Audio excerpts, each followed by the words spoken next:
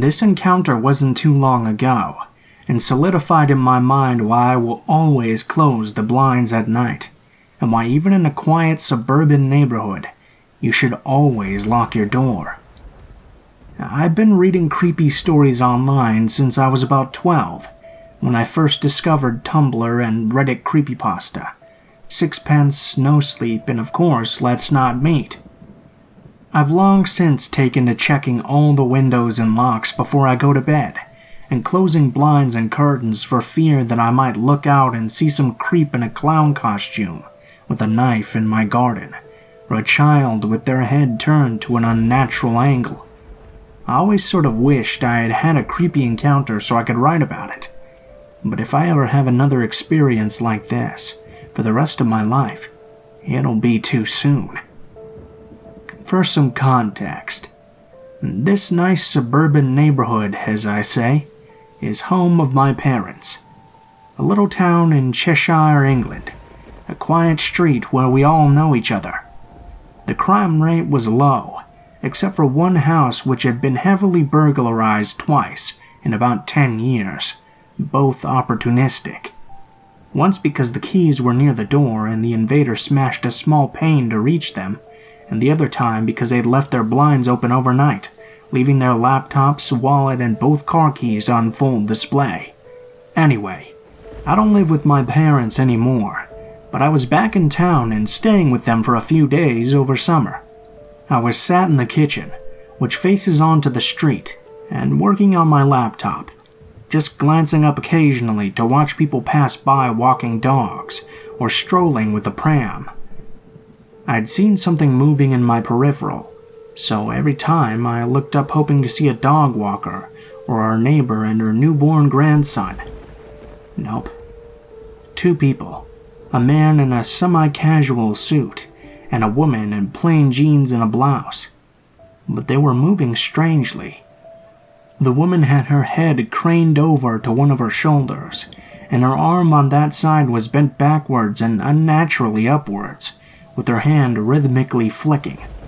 Her other arm randomly but smoothly glided out, guided by her elbow. It was a bit like when you try to push 2 magnets together at the same point of polarity. That's how I'd describe it. I have friends with epilepsy, and I've never seen them contort or flick around like that, not even in their myoclonic jerks. The man looked more like one of those dancing inflatables you'd see at a used car dealership. That's about the only way I could describe his strange movements. They walked past my parents' house, and I instinctively called to my cat, to check he wasn't outside with those weirdos. I found him upstairs in my old room. He was looking out the window, and as I followed his gaze, I see 2 of the kid neighbors in the double burglarized house, waving across to me. Well, to my cat, I suppose, but I waved back all the same, from their parents' upstairs bedroom window. I went downstairs to tell my parents about the strangely moving people, and my dad just furrowed his brow, asked if they were gone, and said to double-check that the doors were locked. I headed back to the kitchen to check our back door was locked. This door didn't have any windows in it, so you can understand I jumped out of my skin when, as I put my hand on the door handle, it was pushed down from someone on the other side. I push on the door immediately, before anyone can push it from outside. I must have also screamed because I hear my dad call back. I hear his footsteps coming through the house, then I hear a loud gasp on the other side of the door, and out of the kitchen window, guess who I see making a retreat? The creepy moving dude and dudette. By the time my dad made it through the house, they were long gone. He didn't seem to believe me, although he didn't seem to particularly doubt me either. He's never seen them before, so he takes a free pop at me for being discriminatory against potential houseguests with movement disorders. We make jokes like this because I had a movement disorder as a kid, and one time a parent wouldn't let me into her son's birthday party because they would be playing Simon Says and I made it difficult for the others. I digress. Anyway, these people were gone. I don't sleep well due to that same movement disorder, actually. and those scary stories I read meant that I always listened to the excessive creaking in this house, the noises on the street outdoors at night, like people walking home drunk and foxes mating. Most of the sounds are quiet though, so imagine my shock when, straining my ears in the dark, they're suddenly attacked by a child's scream. It takes me a second to locate the sound, and another to lurch from my bed to the window, looking straight over to the upstairs window, the same one where not 12 hours ago my neighbor's children were waving to me from. I scanned down the house and saw their front door wide open. I shouted to my parents, hoping to wake them up, as I flew down the stairs in my PJs, with 999 already dialed on my phone to report this likely home invasion before I could do anything else. I'm remembering to scream fire and not burglar as I stride across the road, attempting to wake other neighbors and gather support en masse. There are 2 kids and a teenager in that commonly burgled house, kids who I babysat for 10 years, and one of them just screamed at 2 a.m. with their door wide open. I make sure I say this all out loud to the emergency responder on the phone. As I near the door, I can see a figure inside moving frantically. So, after telling the phone responder what's happening and answering their brief questions, I shout into the door from a safe distance. Some phrases the police gave me to say. The police are on their way. We're right outside and we're getting help. Is anyone hurt? And to tell the intruders, we know you're there. Please don't hurt anyone. The police can help you. I get a response from the upstairs window and step back into the road to see the mother holding all 3 kids in her arms. She tells me the middle child, who's 9, found intruders on the stairs when she went to get a drink in the night. The girl, Imogen, tells me they're like clowns. Clowns? This extra detail is the straw that broke the camel's back, and my vision darkens. Shit, I'm going to pass out. The last thing I hear is Immy telling her mom I said a bad word. I came to in the middle of the road, with a foil blanket on and a soft Octonaut's toy under my head. I could see a lot of blue lights, 3 police cars and an ambulance. I suppose that one's for me. And I can see my neighbors out of the corner of my eye. My hearing returns as Immy tells me her little brother volunteered his toy because I hit my head pretty hard when I fainted. Suddenly I'm up and looking around to count all 5 of the family members and checking for injury. Over the top of their heads, I can see an arm frantically waving in and out of view. Yep, the moving weirdos broke into my neighbor's house. I see the woman standing still, her head still slumped to the side, just as she's lowered into a police car. I was later told that as I spoke to my neighbors in their bedroom window, their dad had gone to fight the intruders and kicked the woman down the stairs as she was climbing them. The man was the frantically moving shadow I had seen from the doorway. The police reckoned they'd been trying doors all the way down our street until they finally found one unlocked. I told them about the couple also trying our door earlier in the afternoon. I'm guided to the ambulance and sat on the bed, whilst the paramedics tend to a large cut on the back of my head from my fall. I vaguely feel them removing some gravel, cleaning, gluing, and dressing it, but I'm preoccupied watching 2 police try and contain the human dancing inflatable man. They can't catch both of his arms at the same time to cuff him, so eventually one policeman is cuffed to one of the man's hands, and thus has his arm flung every which way as the man continues to move. I have no idea what they've been tried with, if they were just on drugs or had a weird movement disorder, or when the court hearing is yet, but as a key witness I'll be told when they need me in court.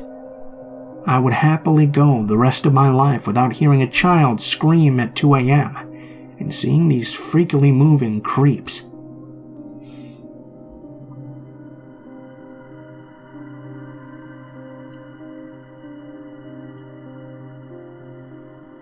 When I was 10 years old, I lived in a relatively small town in Texas, in a small house with my mom. My mom has always been a very caring heart for those in need, So when my uncle called her one night and told her he ran into a homeless girl at the local park, my mom offered to help her out for a day or so, just to help her get her back on her feet. That sort of thing. When the girl arrived at my house, she told us that her name was Laura. Laura told us that she was 16 at the time. She seemed to be a bit of a shy girl. When my mother asked what she was doing out on the streets, Laura told us she had been kicked out of her home by her mom because her mother had accused her of sleeping with her boyfriend. Laura told us the allegation wasn't true. She told us her mother's boyfriend was the one who came on to her. My mom gave Laura a place to sleep in the guest bedroom that night. The next day, after breakfast, Laura asked to use my mom's house phone to call her mom to see if she could get some of her things from her mother's house. Laura's mom never answered the phone, and we all felt a bit bad for her. As a 10-year-old girl, I couldn't imagine what she must have been going through.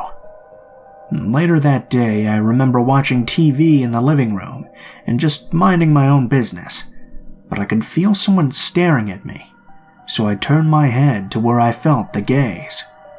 Laura was sending me a glare so cold that if looks could kill, I would have dropped dead right there. I was confused and more than a little startled. I turned my head away from her quickly and went back to watching TV, but I could still feel Laura's cold gaze. I couldn't understand what I had done to her to cause her to look at me with such hate. The next day, it happened once more.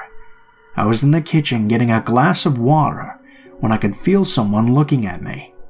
I turned my head to the side and saw Laura's head peering around the corner right at me. Her eyes were dark and laced with hatred. It frightened me, and I felt so confused. Why was she looking at me like this? I didn't want to cause any trouble, so I didn't bring up Laura's death stares to my mother at all. Later that night, my uncle had joined us for dinner. He had stopped by to see how everything was with Laura, and if we had any luck finding her a place to live with one of her family members. After dinner, I was washing my plate in the sink when I heard a loud growling sound coming from the dining room. I turned my head to see Laura shaking and growling like some sort of wild animal. My mom and uncle both looked disturbed and worried. Laura threw herself onto the floor and began thrashing around and screaming as if she was possessed. I was absolutely terrified. It was a scary thing to witness. I grew up very religious. My mom and uncle began praying out loud for Laura while I ran right to my room and closed the door. This all went on for about 2 hours, but it felt like an eternity of horror. I could hear Laura screaming like a madwoman and growling like some sort of deranged beast. I don't think any of us knew exactly what was going on. After my mom and uncle had prayed for Laura for what felt like forever, Laura told us she was free from an evil demon that had taken over her. None of us were sure what had caused her behavior, and none of us were sure what had even happened. I peeked my head slowly out of my room to see Laura smiling happily while she curled on the couch with a blanket. Her eyes opened wide, and she shot a cold glare at me. I immediately closed the bedroom door in fear. I placed a chair in front of my door and went to sleep. I woke up the next morning to my mom waking me up. She told me that she was taking me out to eat at my favorite restaurant. When I asked her if Laura was going, she gave me a serious expression and spoke. "Your uncle is going to take Laura back to her mom's house. He slept on the couch last night after what happened. He and I were talking when the two of you have gone to sleep, and we pieced together that Laura might have made the entire performance up last night," she said. "She's not stable, and we both think she's dangerous." As I heard my mother say those words, relief washed over me. I got dressed and went to the car to go to the restaurant with my mom. When we got into the car, we saw Laura and my uncle getting in his truck with her. Laura looked angry. Her expression was of a child's when you don't give them what they want. She got into my uncle's car and they drove away. I'm 22 now, and I've never forgotten about this horrific incident that happened in my life years ago. After that day, I never saw Laura or heard anything else about her ever again. To be honest, I was a bit too scared to ask.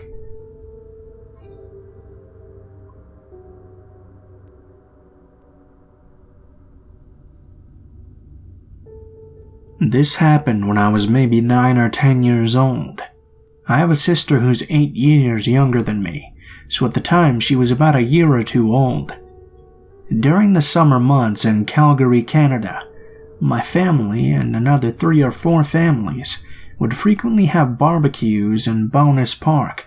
For those of you unfamiliar, it's a very large public park in Calgary that has a plethora of picnic areas, playgrounds, and fountain areas for kids to play in. The area is very large, so you'd have a 5 to 10 minute walk between playgrounds and picnic areas and bathrooms. Often, us kids would leave the adults to go play in the fountains or the playground, and it was generally safe enough that this never made any issues. I recall one time we went and were playing in our bathing suits, when I see this tall man with glasses and a large cowboy hat sitting on a bench just outside the fountain area. He was watching us. I was a naive kid, never had any prior talks about stranger danger or any of that stuff, and this cowboy hat made me automatically assume he was a park ranger or something. A couple of hours after leaving the fountains to eat and chill with the adults, my baby sister announced she needed to use the bathroom. She was nearly potty trained at this point, but not completely.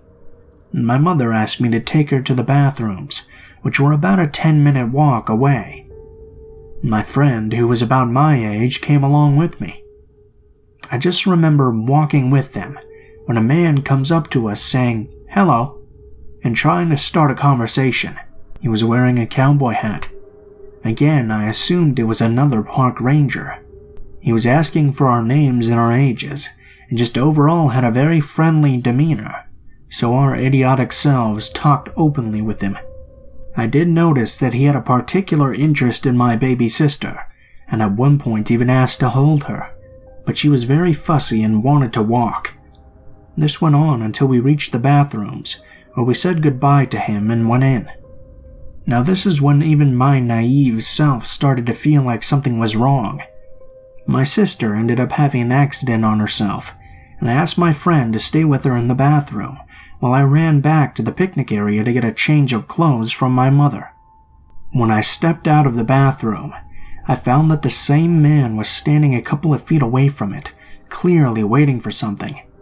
That's when alarm bells started going off. I ran back to the picnic area as fast as I could and told my mom that I thought some guy was following us. She came back with me to the bathroom. When the man saw me with my mother approaching from about 100 meters away, he booked it, power walking in the opposite direction as fast as possible without attracting any attention from anyone nearby. At the time, I completely forgot about what had happened. It wasn't until a couple of years later that I suddenly realized that the man waiting for us outside the bathroom was the same man who had been watching us play in our bathing suits hours before this.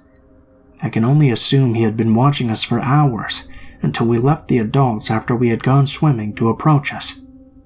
Also, that particular park did not have any park rangers. I have no idea what his intentions were, but I'm glad I'll never have to meet him again.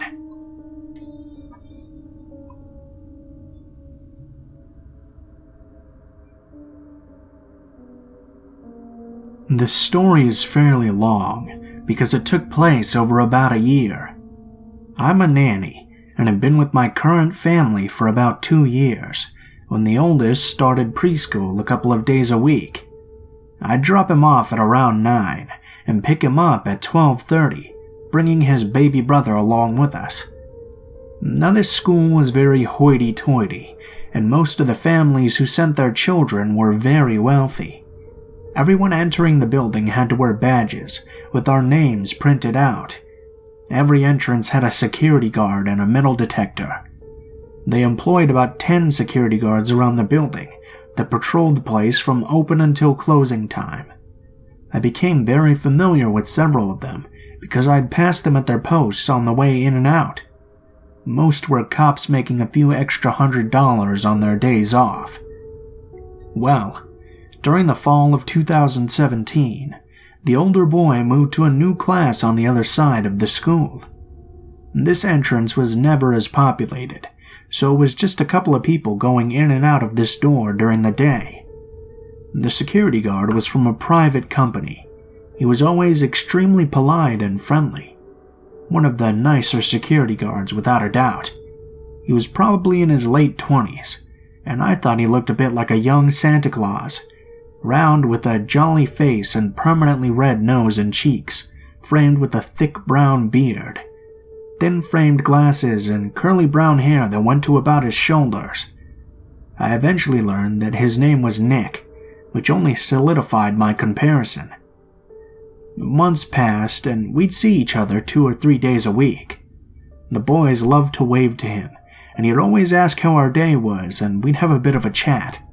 In January of 2018, I came down with the flu and missed about 2 weeks of work. When I returned, I continued our regular schedule of school drop-offs and pickups. I was walking past Nick and waved when he stopped me and said he noticed I'd been gone for 2 weeks and he hoped I was feeling better. I smiled and thanked him and said it was the sickest I had ever been, but I was glad to be back. I found it a bit odd that he noticed and knew that I was sick. I assumed my employers had told him when they did the drop-offs and pickups while I was gone. I didn't think much of it and continued on, but when I went to leave he stopped me again. He told me he didn't know that I wasn't the boy's mother. I laughed and basically said people confuse me for their mom because I'm with them all the time and we kind of look a bit similar. He laughed too and then said, "I was wondering. I never saw you with a husband and you don't have a ring on your finger, so I thought you were just a single mom." I laughed nervously to this and didn't know what to say. I wanted to kick myself once I got back into the car. I was caught off guard, and I'm generally a bit awkward, so I tend not to respond the best when put on the spot. I guess I didn't realize he paid that much attention to me. I was a bit uneasy, but found it to be relatively harmless. The next drop-off day I said hello, and he responded by calling me by my name, which he never had done before. He told me I looked nice, which he'd definitely never done before, and I was very surprised. I started to think he may be interested in me, since learning that I'm not actually a single mom. This was a bit weird for me. I'm gay, and I also look very gay, so men very seldom take an interest in me, so when they do, I'm a bit weirded out. When I left, we exchanged a simple goodbye, and the rest of the week passed pretty non-eventfully. In early February, I was doing the drop-off yet again, when on the way out with a baby strapped to my chest, Nick stopped me. He was very courteous, but he asked me if I'd be interested in going to dinner with him some weekend. Again, I'm incredibly awkward, so my response was to laugh. I could see he was immediately offended. I apologized and tried to explain that I was actually engaged and had been in a long-term relationship. This was actually true. His face changed and he said, "Well, where's your ring?" The way he said this made me uncomfortable. I felt accused and defensive. I told him I didn't really like wearing jewelry to work, so I only wear it on the weekends. I had accidentally scratched the baby with the ring when he was just a newborn and decided it wasn't something I could wear when I was caring for them. He didn't seem satisfied with my answer, but he let me go and told me to have a good evening. When I came to pick up the older boy that afternoon, though, Nick seemed agitated. I said hello, but he ignored me. Okay, I was upset, but I decided to let it go. I didn't want to hurt his feelings, but geez, could he not tell I was gay? The constant button-ups didn't clue him in. Did I need an undercut? It wasn't personal, so why was he so angry? When I left again, he ignored me once more. I swallowed and thought, oh well, he'll get over it. I had put the baby in the back seat of the car and was buckling up the 3-year-old when a voice behind me boomed. You don't have to lie to me." I whipped around, and Nick was about a foot away from me. I was grabbed between the car, the open door, and his body. He no longer looked like this jolly, polite young man. He was big, probably around 6'2", and easily 400 pounds. I was scared, and I was angry. How dare he come up to me and scare me? How dare he try to corner me and intimidate me when he knows I'm just doing my job? I hurried out of the doorway and shut the door and locked it, with the keys in my hand. I stood inches away and tried to back up. "You don't need to lie to me. If you aren't interested, just tell me. I don't like liars." I didn't know this guy anything, but explained that I wasn't lying. I really was engaged and it was nothing personal. He was a nice, friendly guy and that I didn't mean to hurt his feelings. He was angry. He huffed. "Oh, you didn't hurt my feelings. I just don't appreciate dishonesty. You lied about being their mother, so I figured you were lying about this too." I was mad. I had never once lied about being their mother. He assumed because I was the one doing the drop-offs and pickups. Our conversations never got beyond hello, good day, and goodbye until recently. I decided this one was over. He was talking down to me and accusing me of nonsense. I told him I never lied about this or anything, and didn't appreciate his tone. I went around and got in the car. He followed me, but kept his distance and said, "I'm not even sure why I wasted my time on you anyways." I was shocked. He was a completely different person. I avoid altercations at all cost, so for someone to speak to me like this was very upsetting. I ended up disclosing my situation to the employers, who got very upset. They didn't like how he spoke to me, and especially didn't like that this was done around their children. They ended up contacting the school, which I was mortified about. I was terrified to see him again, knowing he'd know that it was me who told. That never happened. He was fired and replaced immediately with a retired cop, who was incredibly unfriendly, but I was grateful. I felt bad. I thought my employers had overreacted, but they were prone to such things, and honestly I was selfishly happy I wouldn't have to see him again. I was worried about how awkward it may be. I let it go and weeks passed, and the school drop-offs were uneventful. However, in May of 2018 that all changed. I live in an enclosed apartment complex in uptown Dallas. Our apartment neighbors a ton of bars, so we have some issues with break-ins and vandalism. We've always had police presence, but after an incident where some drunk guy broke into the office through a window, the office manager decided to hire additional security guards. Guess who ended up doing the night shifts? Nick, of course. When I saw him, I was checking my mail, and he passed me by in his uniform. I froze when he looked me directly in the eye and said, "Good evening, ma'am." Good. He must have forgotten about me. I was shaking as I went up to the apartment and immediately told my fiancée who I saw. She was aware of the situation with Nick at the old preschool, and being the daughter of a cop was always more suspicious and expected the absolute worst out of everyone. She didn't want him to find out which apartment was ours, so we started taking the back elevator and parking in a different area. He only patrolled the office area on the perimeter of the building, so we found it easy to avoid him for about a week or so.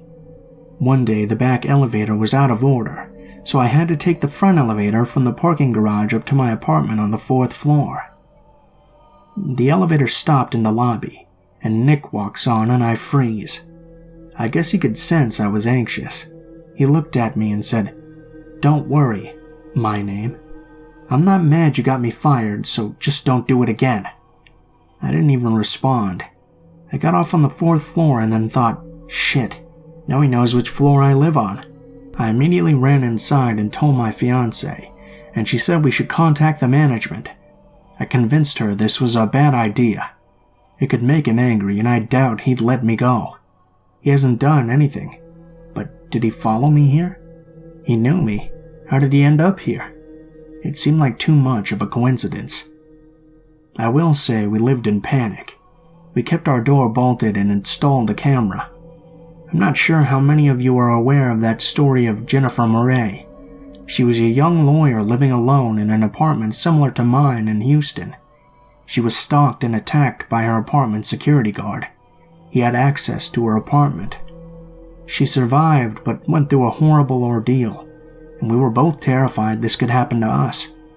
Every noise terrified us. We'd get up to make sure the door was bolted several times before we could go to bed. That summer we were convinced he'd try something. Maybe just our overactive, worried minds. We ended up avoiding him for the most part. We saw him occasionally, but he didn't seem very interested, and though we were always weary, we figured he'd gotten over it and let our guards down. He never did bother me again. He never said much of anything to me when I did see him. I decided that maybe he was having a really hard time last fall, and he was actually a nice guy who didn't have the best social skills. Fall of 2018 rolls around, and I'm busy with work, and my fiancé is out of town often on business meetings. One weekend I'm home alone, and it's 3:30 p.m. I'm walking down to the office to get a package. Suddenly, there are about 3 police squad cars, and police all over the lobby and going up the stairs. I'm wondering what happened, but like I said, we live next to bars and we've had incidents with drunk assholes, so I figure someone had an altercation or something got stolen. I tried to get closer to eavesdrop, but I couldn't hear much. I go about my day, and then receive an email from my apartment complex saying they have a community-wide meeting scheduled to discuss the incident and go over resident safety concerns. I'm wondering just what the hell happened, so of course I go to the meeting, and guess what? A young single girl living in an apartment by herself showed up mid-afternoon to find Nick inside her apartment. She came in and her drawers were in disarray. He was hiding inside her closet and came up with an excuse when she found him. The security guards do not have keys to any apartment and aren't supposed to be in the resident halls. Later we all found out he has been stalking this girl and stole the keys from maintenance and had copies made. This has been going on for at least a month, if not longer. They found several of his belongings in his vehicle, and he was obviously fired and discharged. I didn't follow exactly what happened to him, but we assume he did some time. It was terrifying, and of course our apartment complex got the pants sued out of them. I was glad his attention shifted, but I wonder what could have happened to this girl. This wasn't the last time I saw or heard of him. A few weeks ago, over a year since I'd last seen him, I went into this big fancy mall in my city, and guess who was working security? My first thought was, you've got to be kidding me. My second thought was, how on earth does this guy keep getting security jobs? Who was dropping the ball here? I saw him and turned around, and walked right out that door. Thankfully, I'm moving out of state next month,